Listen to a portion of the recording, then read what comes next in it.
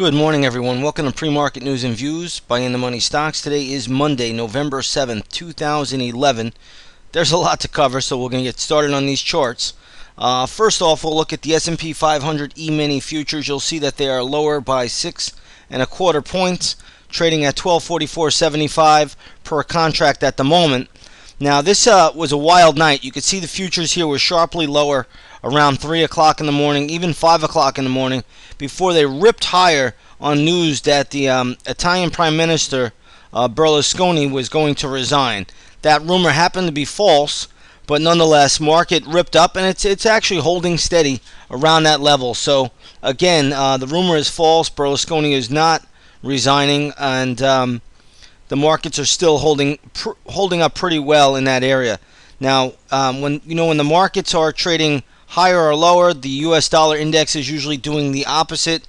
You could take a look at the U.S. dollar index futures this morning, trading higher by about 12 cents, but they were sharply higher in the overnight trade and really have come off the highs very, very sharply and still trading below these moving averages here. So we're going to have to watch the dollar very closely.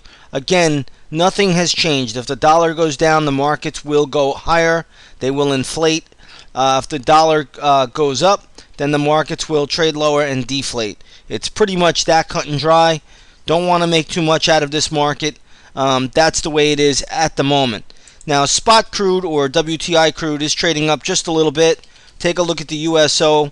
You'll see USO trading at around $36.50 a share, closed at $36.46 on Friday afternoon. So, again, not a huge move, although the oil did spike higher. But when the dollar seemed to catch a little bit of a bid, oil did pull back a little bit.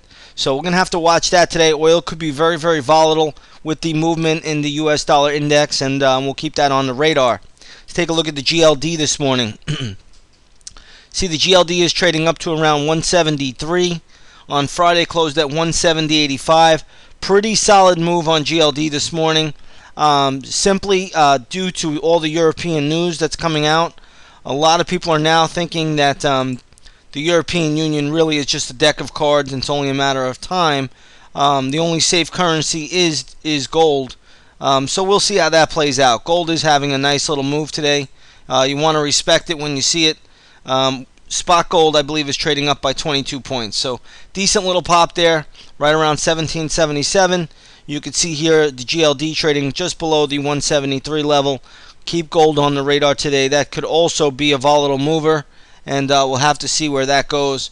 Right now, there could still be a little bit more upside for gold. I don't really see a big problem with it, but not too much more upside. Let's take a look at a few other things out there. Some stocks here that are in the news this morning. FRPT.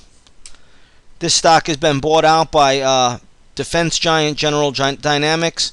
So this stock, just leave it alone at this point. There's no use to jumping in. It's been a takeover by General Dynamics.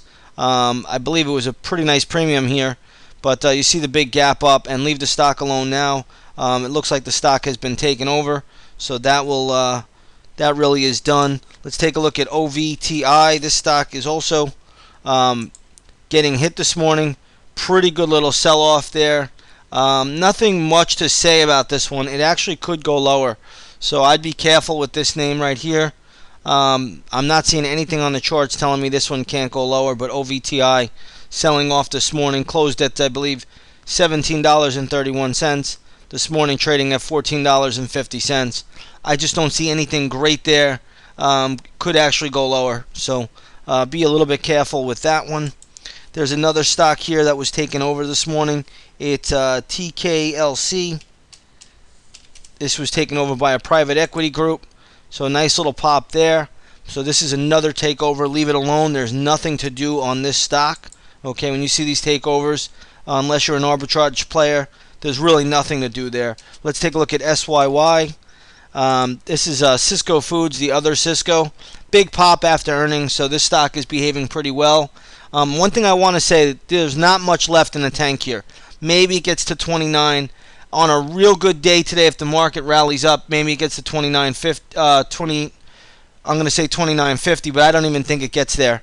So just be careful with this one. This is already stretched, extended. and overbought, and it's into major resistance around the 29 to 29.50 level. Okay, so that's Cisco Foods, and that's really just about it. That's all I'm seeing this morning. Worth noting. Other than that, everything else is just fractionally higher or lower. I don't think there's much news here to make anything else out of. But Cisco Foods, again, a little bit stretched. Maybe at best it has another 75, 80 cents in there, but I don't think it's worth jumping into at the moment. Okay?